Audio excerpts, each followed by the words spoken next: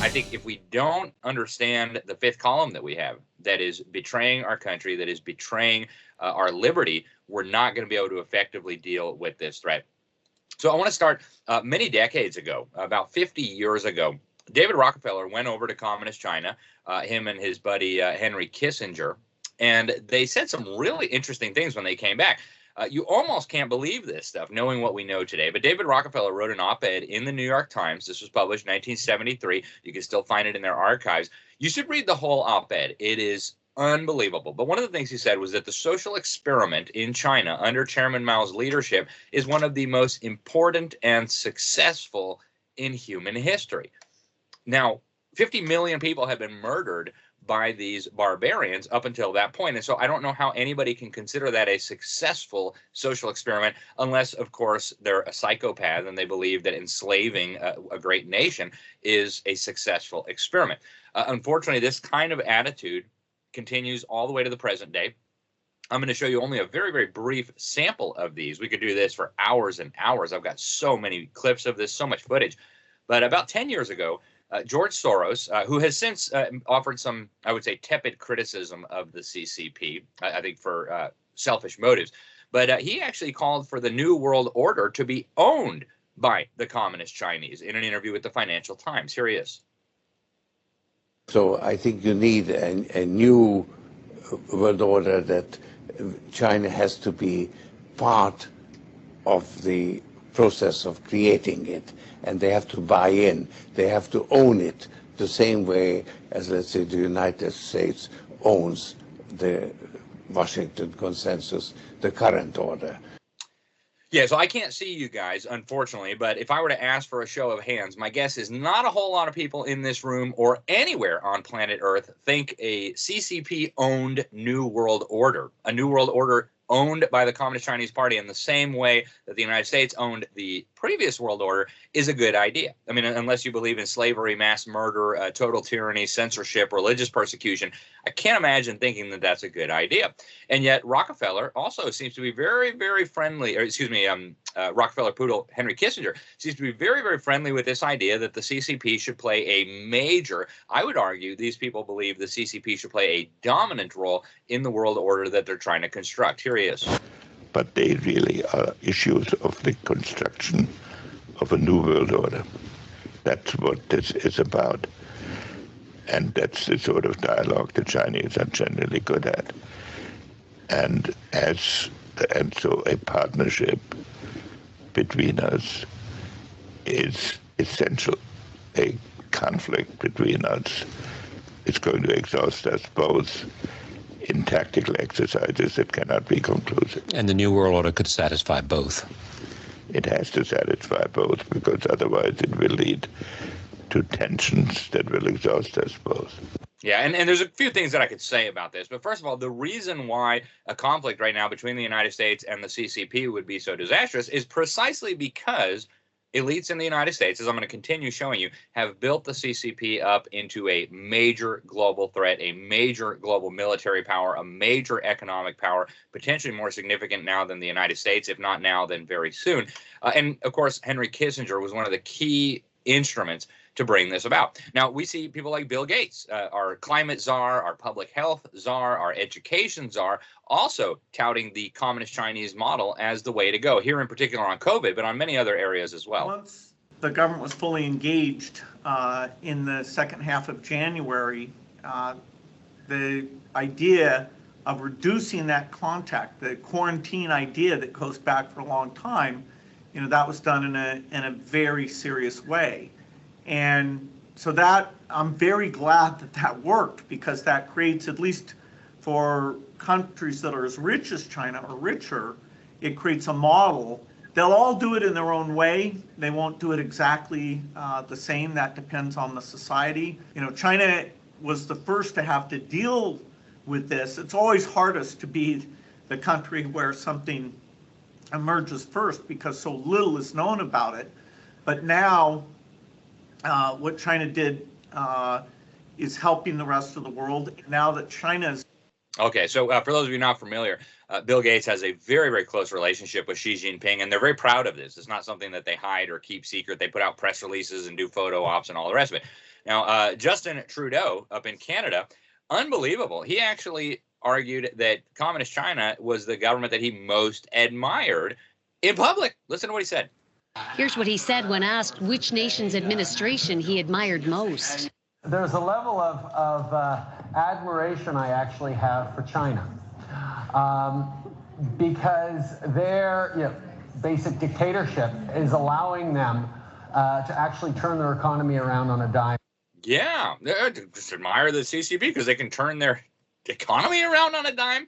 Yeah, forget human rights, forget freedom, forget religious liberty. They can turn their economy around on a dime and produce solar panels when Xi Jinping snaps his fingers. I mean, this is bonkers, ladies and gentlemen, and yet this is pervasive among the elites in the United States and across the Western world. Now, in 2011, Obama and the dictator of China at that time, Hu Jintao, put out a statement where Obama actually said the United States reiterated that we welcome a strong, prosperous, and successful China that plays a greater role in world affairs. Again, this is the most murderous regime to have ever existed in human history. I think the last thing any sensible person would want is for this murderous regime to play a greater role in international affairs. And yet, Klaus Schwab, one of the most powerful frontmen for the establishment in the world, has again repeatedly touted the communist Chinese model as a role model for many countries. I respect China's achievements, which are tremendous over the last over 40 years since the opening up and policy and reform policy came into action. I think it's a role model for many countries. Again, I can't see you guys, but I would ask for a show of hands. How many think that communist China is a great role model for many countries? I mean, this is crazy unless your idea of a role model is a mass murdering slave state, right? This is bonkers. And yet Klaus Schwab is one of the most powerful men in global capitalism, right? He is seen as kind of the figurehead of the World Economic Forum, which brings together the Fortune 500, the business interests of the world. And almost counterintuitively, if we have time, we'll talk about this a little bit before we wrap today. But the communists in America also look to the CCP for guidance. And this is not just speculation. They've been very, very open about this. In 2018, the head of the Communist Party USA, which, by the way, for generations was a tentacle of the Communist Party of the Soviet Union, his name is John Bachtel. He went to China and celebrated, in his words, they published this in People's World, it's the Communist Party magazine here, newspaper, a new world order that was going to be led by the CCP. He said Communist China was working to build a more just and reasonable new world order. Isn't that interesting? He said the peaceful rise of China and the decline of U.S. imperialism, the emergence of a multipolar world, deepening and expanding globalization of production and multilateral trade pacts, mass communication, is shaping the emergence of a new global dynamic. He says the world is entering a new era of global relations driven by China's peaceful ascendance and the decline of U.S. and Western imperialism. Now, I would, of course, quibble with the idea that China's rise will be peaceful. But this is, of course, what the top communist in the United States had to say in public in a speech he gave in China celebrating the 200th birthday of Karl Marx, another ruthless barbarian. He went on to praise, Bachtel went on to praise communist China's so-called democracy. That should be a pretty big red flag there. And he says only socialism can ultimately restore a harmonious relationship between society and nature, between humans and labor. The remarkable experience in China shows a socialist-oriented system makes the transition to sustainability on a massive scale possible. Now, just let that sink in for a moment, ladies and gentlemen. When they talk about sustainability, they want you to think about nice nature and environmentalism. Anybody who's been to China can tell you it is one of the most polluted places on the planet. There are days where you can't even go outside your apartment in the big cities because the air is so thick with toxic chemicals and disgusting smog. So the idea that China is a model of sustainability only makes sense if you understand that when they mean sustainability, they don't mean what you and what normal Americans think they mean. By the way, Bachtel also described the Democrat Party in the United States as a vehicle to pursue the communist agenda in America. He did that publicly in People's World. Now, you guys are probably familiar with Black Lives Matter, Marxist organization. And actually, they've confessed on television to being highly trained Marxists. But they're also very much in favor of a new world order. And of course, they mean the new world order owned by communist China, as George Soros previously put it. Alicia, what do you think's at stake in November election? Everything. Like everything is at stake. And I'm really not being facetious about that. to be real, what's at stake is whether or not a new world order is able to take root and grow. Yeah. So what's at stake in the 2020 election, according to one of the founders of Black Lives Matter, is whether we can have our little new world order, right? And if you think she means a new world order that is peaceful, based on free markets, that is underpinned by biblical values, you've got another thing coming. I want to do a little bit of a deep dive into history here, because there's a long history behind the rise of communist China, and it actually began almost a century ago. The Council on Foreign Relations put out a nasty hit piece in 1928 on Chiang Kai-shek, the Chinese leader, who, by the way, was a Christian, who, by the way, believed in Western notions of liberty, who wanted to westernize China, who wanted to protect individual liberty, who, by the way, lost a tremendous number of men fighting alongside American soldiers against Japan in World War II. So he wasn't perfect, clearly, but the communists did a massive propaganda campaign at the highest levels in the United States and around the world to paint him as some sort of terrible guy. Later, we found out that in the final years of the FDR administration, known Soviet agents, people like Assistant Treasury Secretary Harry Dexter White, people like Alger Hiss, deliberately betrayed Chiang Kai-shek, and they painted, of course, Chairman Mao as an agrarian reformer who was going to liberate China and just do agricultural reform. And again, these ideas were celebrated at the highest levels of power in the United States, as FDR was kind of a dead man walking. These lower-ranking actual Soviet agents in our government, some of them convicted for being Soviet agents, were busy betraying Chiang Kai-shek and aiding and abetting the rise of Chairman Mao. Now, this strategy was well known to the U.S. government. Going back to 1935, our ambassador to Moscow warned about what the Soviets were hoping to do to Sovietize China. And, of course, they were exactly right. Exactly right. In fact, they followed the model that our ambassador laid out perfectly. Now, at the time, American officials understood what was happening. General Patrick Hurley, who was the U.S. ambassador to China at the end of World War II, said that it was American diplomats who surrendered the territorial integrity and the political independence of China and wrote the blueprint for the communist conquest of China in secret agreement at Yalta. There you see the picture of the guys at Yalta. You see Alger Hiss, who later was convicted as a Soviet spy for perjury. So people in the United States brought Chairman Mao to power deliberately. Many of them were known Soviet agents. And of course, they betrayed Chiang Kai-shek, who was a very close U.S. ally.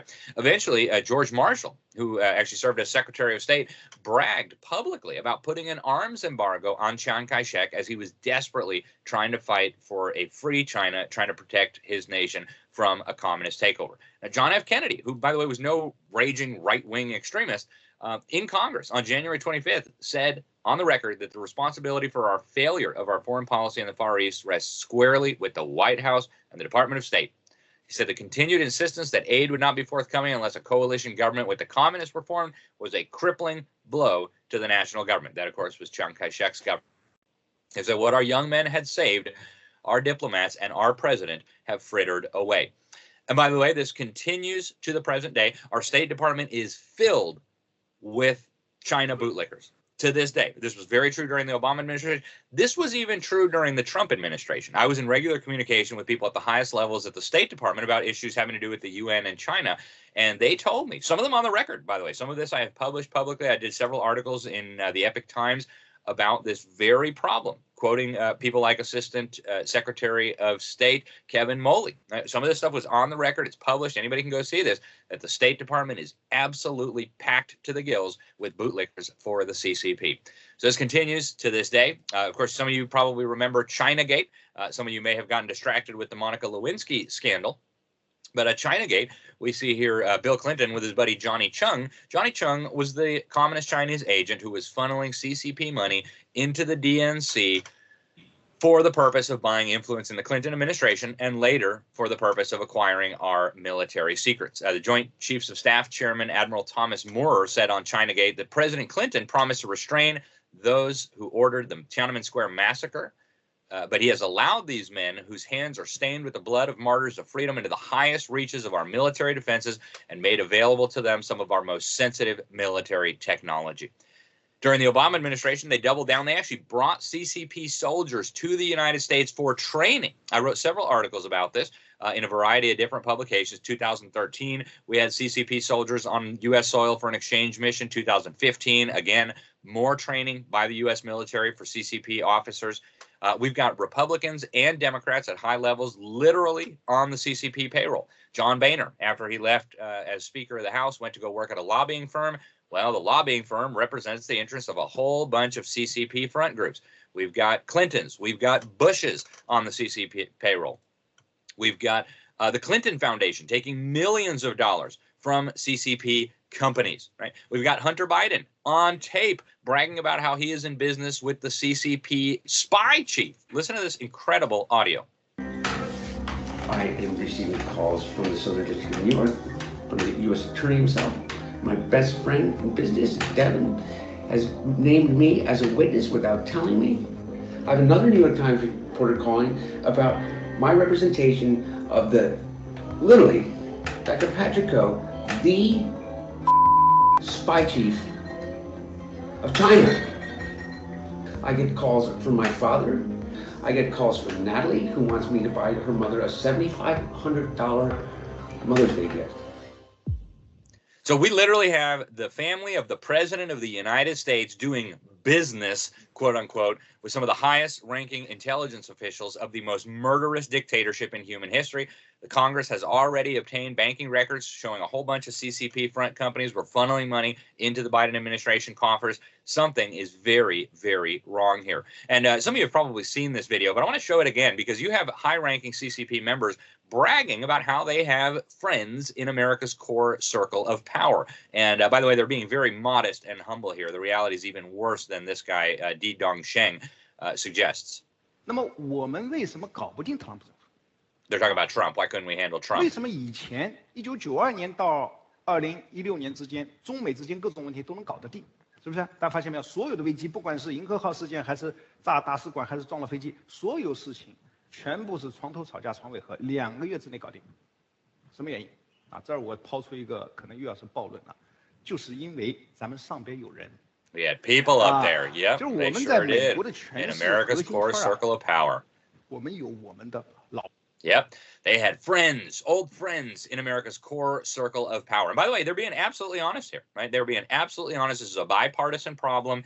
Trump was the exception to the norm, unfortunately, in the swamp that is Washington, D.C. Now, our mainstream media is totally compromised. We now have disclosures that virtually every major media outlet you can think of, by the way, including some of the allegedly conservative media, Wall Street Journal, Fox, and others that have been taking money directly from the CCP. Some of it is so blatant, they're even like buying paid articles in the Washington Compost. Okay, so this is how bad this problem has gotten. So do you think a newspaper or a TV network that is dependent on communist Chinese money is going to do a good job exposing the threat that the CCP poses to our people, to our freedoms, and to our nation? And of course, the answer is no. If you look at the United Nations, this is an area where I have specialized. In fact, I don't know anybody who's done as much work as I have on this area. We have the UN is now dominated from top to bottom with actual card-carrying members of the Chinese Communist Party, the CCP.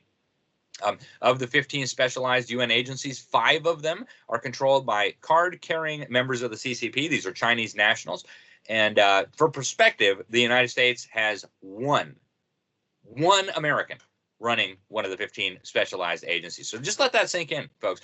And even in the agencies where an actual CCP member doesn't necessarily dominate, like the World Health Organization, well, they've got their minions, people like Tedros Ghebreyesus, who took his spot thanks to the influence of the CCP and who is acting in the CCP's interest. In many of the other agencies where they don't have a CCP member at the top, the deputy is a member of the CCP. Like UNESCO is a good example. They've had a communist running UNESCO for generations. That's why Reagan got us out. That's why Trump got us out. Well, today they don't have a card-carrying member of the CCP running it, but a card-carrying member of the CCP is the Deputy Director General of UNESCO. So they are everywhere, all up and down this institution called the United Nations and their specialized agencies.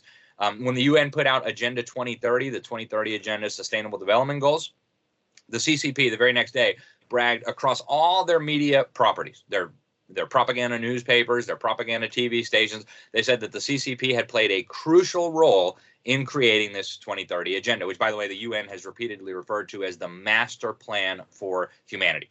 So in the last couple minutes we have here, I just want to give you some thoughts on what we do about this. Well, let's go to the great Chinese military strategist Sun Tzu.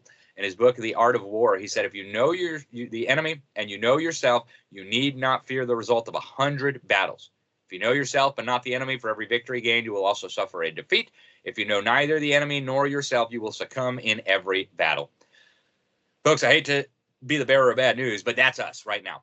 As Americans, we don't know ourselves, right? We've forgotten our history. We don't know what our Constitution says. We don't know how our government is supposed to operate. We don't know the incredible heritage of liberty and Judeo-Christian civilization that we have been blessed to inherit. We have no clue, speaking of an average American. In fact, your average American today has a bad opinion of America and our history, especially younger generations. So we don't know ourselves, and we have no clue about the enemy, right? Who's the enemy? People say, oh, it's Biden, it's Democrats, it's Trump, it's Republicans. We've got it all wrong, folks. So right now, based on Sun Tzu's formula, and by the way, generals around the world still study Sun Tzu today, we're in big trouble. Right? So the first step here is we need a proper diagnosis. Right? When you go into the doctor, you come in, you got a complaint. What's the first step? You got to diagnose the problem. And so that's what we need to do.